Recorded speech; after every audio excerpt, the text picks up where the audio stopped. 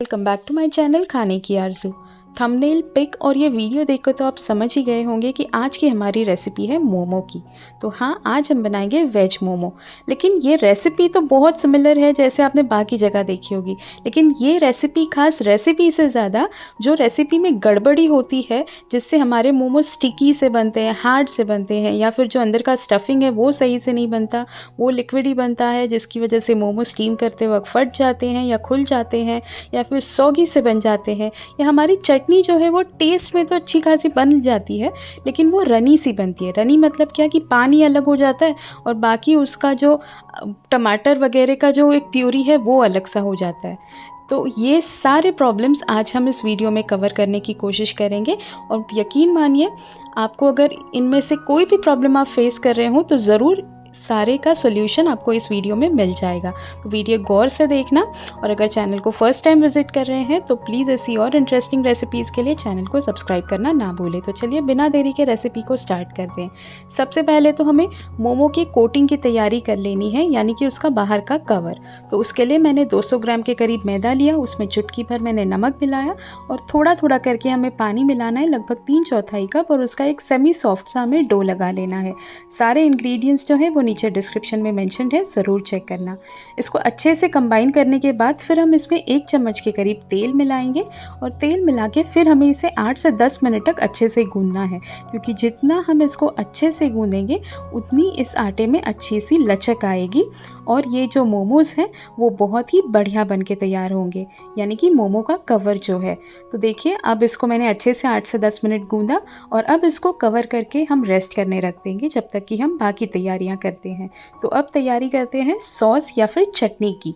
तो उसके लिए मैंने 2 कप के करीब पानी बॉईल करने रख दिया और उसमें अब मैं ये सारे इंग्रेडिएंट्स मिला रही हूँ जो कि आप देख रहे हैं, जैसे कि टमाटर 2 ले लिए, 4 से 5 कश्मीरी लाल मिर्ची, मुट्ठी भर के धनिए के डंठल, 4 से 5 लहसुन की कली और आधा इंच के करीब अदरक। ये सारा कुछ हमें अंदर मिला देना है पानी में। और अब इस चटनी का एक सीक्रेट और बहुत ही फ्लेवरफुल एजेंट जो कि है ये पीली सरसों की बीज, या फिर इसको येलो स्प्लिट मस्टर्ड सीड्स भी कहा जाता है।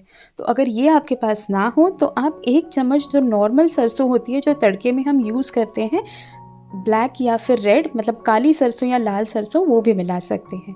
अब इसमें फ्लेवरिंग के लिए थोड़ा सा नमक मिलाएंगे, आप अपने टेस्ट के हिसाब से मिला सकते हैं। मैंने रेसिपी के हिसाब से 1/4 चम्मच इसमें नमक मिलाया है। अब इसको बॉईल करने रख देंगे और तब तक का मैंने प्लेट में थोड़ा सा पानी ले लिया है, करीब 8 से 10 चम्मच का ये, या फिर 1/4 कप के हिसाब से। अब उसमें मैं मिला रही हूँ 1 चम्मच के करीब ये कॉर्नफ्लावर। तो ये कॉर्नफ्लावर मिला के हमें इसकी एक स्लरी सी बना लेनी है या फिर एक सोल्यूशन सा बना लेना है। अब इसका काम यहाँ क्या है, तो जो हम चटनी बना लेते हैं तो वो चटनी, जैसे मैंने पहले कहा, जो प्रॉब्लम आती है कि उसका जो बाकी प्यूरी वाला पार्ट है वो अलग हो जाता है और पानी अलग हो जाता है। तो जब हम ये कॉर्नस्टार्च की स्लरी उसमें मिलाएंगे तो ऐसे बिल्कुल नहीं होगा, आपकी चटनी बहुत अच्छे से कंबाइन होगी। टेस्ट में बिल्कुल कोई चेंज नहीं होगा, बिल्कुल टेंशन ना ले, टेस्ट बिल्कुल उसी तरह से आता है जैसे एक परफेक्ट और ऑथेंटिक मोमो चटनी का आता है। तो देखिए मैंने ये स्लरी मिलाई और उसको भी अच्छे से मिक्स करके फिर हमें और थोड़ी देर इसको पकाना है, मतलब करीबन 8 से 10 मिनट और जब तक ये टमाटर की जो छिलका है वो अच्छे से, मतलब स्किन है, वो पील ऑफ ना होनी स्टार्ट हो जाए। तो वो अब हो गया है, तो मैंने गैस को बंद कर दिया और उसको ठंडा करने रख दिया, क्योंकि आगे हमें उसको पीसना भी है।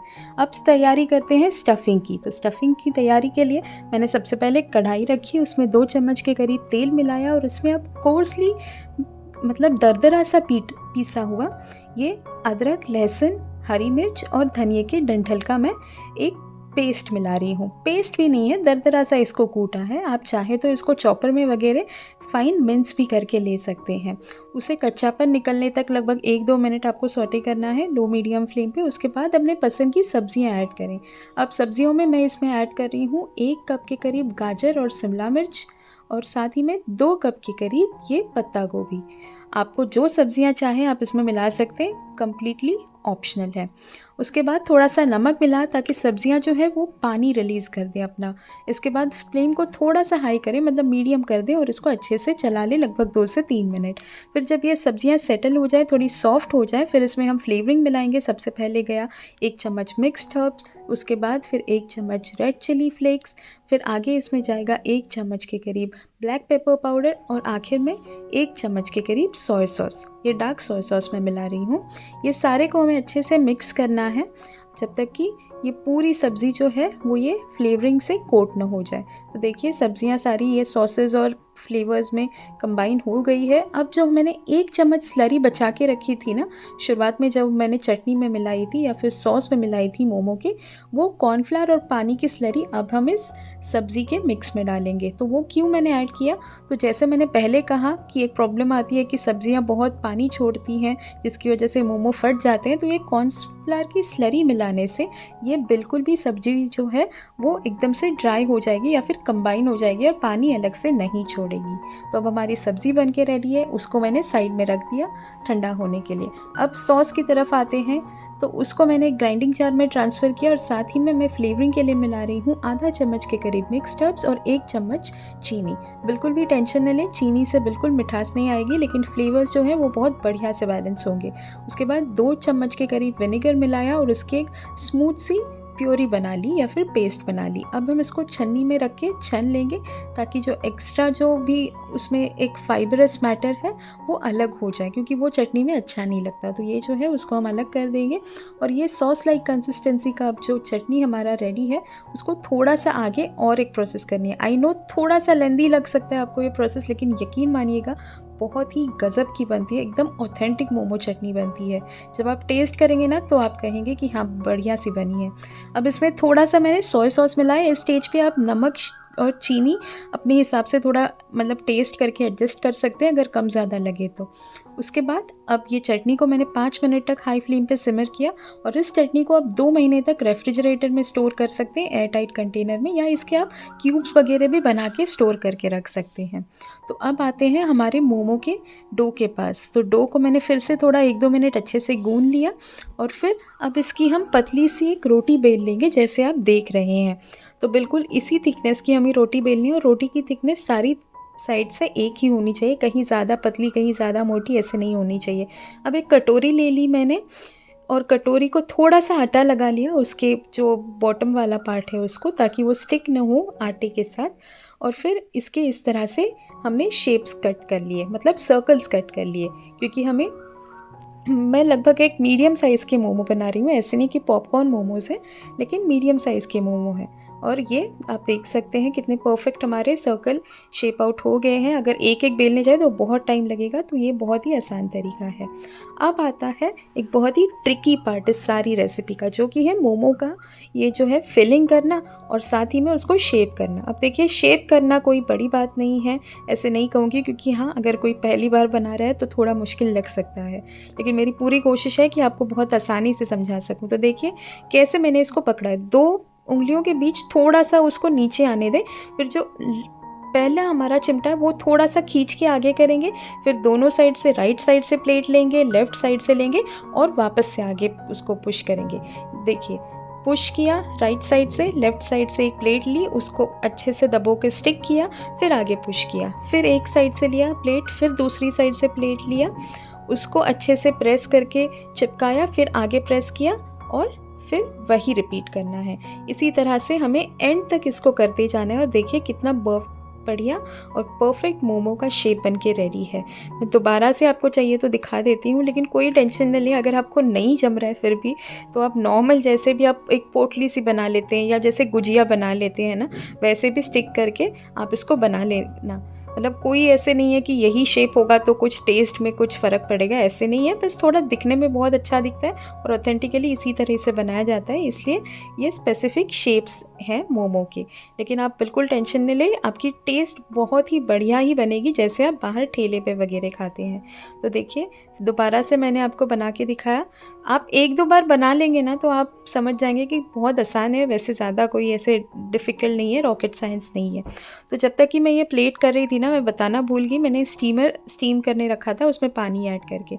तो अब मैंने ये स्टीमिंग प्लेट में ये सारे मोमोज़ रख दिए। स्टीमिंग प्लेट को याद से नीचे ना थोड़ा सा तेल ग्रीस कर देना, मतलब थोड़ा सा, और उसके बाद ही फिर इसमें मोमोज़ रख के फिर उसको स्टीमिंग पॉट में रख देना। फिर ऊपर से भी थोड़ा सा ऑयल या तेल में ब्रश कर रही हूँ और उसको फिर अब हम स्टीम करेंगे लगभग 15 मिनट के लिए लो फ्लेम पे। अच्छे से इसको लो फ्लेम पे ही करना है, हाई फ्लेम पे ना करें वरना मोमोज़ फटने का डर होता है। तो 15 मिनट के बाद अब आप देख सकते हैं कि मोमोज़ कितने फूल गए हैं, मतलब ये अच्छे से कुक हो गए हैं और इनमें एक शाइन भी आ गई है। तो जब शाइन आती है और अंदर का जब हमें स्टफिंग जो है वो विजिबल काइंड ऑफ होता है, तो समझ लेना कि हमारे मोमोज़ जो हैं वो अच्छे से कुक्ड है। अब आप इसको सर्व करेंगे तो नहीं, जैसे कि मैंने पहले कहा कि मोमो हमारे रबरी या स्टिकी बनते हैं, तो उसका सल्यूशन अब ये आगे है कि वो ना बने उसके लिए हमें क्या करना है कि ये मोमो को पहले तो पूरा ठंडा कर लेना है, मतलब सारे स्टीम करके ले लिए और अब इसको ठंडा कर लिया। अब आप देख सकते हैं कि थोड़ा जैसे मैं दिखा रही हूँ उसमें सॉफ्टनेस तो है लेकिन उतनी नहीं जितनी होनी चाहिए, काइंड ऑफ रबरी से लग रहे हैं। तो अब इसके लिए क्या सोल्यूशन है, तो आगे हमें इसको और स्टीम करना है। और स्टीम क्यों करें, क्योंकि और स्टीम करने के बाद इसका जो बाहर का कोटिंग है वो बहुत अच्छे से सॉफ्ट और स्पंजी सा हो जाएगा। तो देखिए दोबारा से मैं सारे स्टीम किए हुए मोमोज़ ठंडे करने के बाद वापस से उसको स्टीमिंग प्लेट में रख रही हूँ और अब इसको हाई फ्लेम पे हम स्टीम करेंगे 5 मिनट के लिए।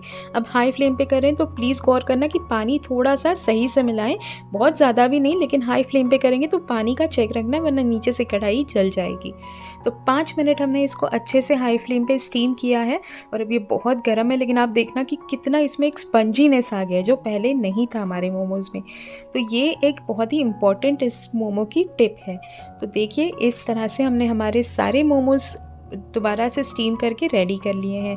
मोमो की हमारी चटनी या फिर आप इसको सॉस कहें तो वो भी रेडी है। बहुत ही बढ़िया सी ये चटनी और मोमो का कॉम्बिनेशन है। ज़रूर इस रेसिपी को ट्राई करना। मैंने जो सारे टिप्स और ट्रिक्स बताए हैं उनको फॉलो करना। रेसिपी थोड़ी सी भी पसंद आई हो तो प्लीज़ उस वीडियो को लाइक करना। और अगर आपको चैनल से जुड़ा रहना है, मतलब अगर आप फर्स्ट टाइम विज़िट कर रहे हैं, तो प्लीज़ सब्सक्राइब करना ना भूलें। आप सभी का प्यार और सपोर्ट बहुत मायने रखता है। ऐसे ही और इंटरेस्टिंग रेसिपीज़ के लिए चैनल से जुड़े रहें और ये वीडियो देखने के लिए आप सभी का बहुत बहुत शुक्रिया। आप ये रेसिपी को बनाना और मुझे ज़रूर कमेंट्स में बताना कि आपकी ये रेसिपी कैसी बनी, आपको इसमें क्या अच्छा लगा, या फिर कोई अगर बात समझ ना आई हो तो वो भी ज़रूर बताना, मैं बताने की कोशिश करूँगी। Thank you.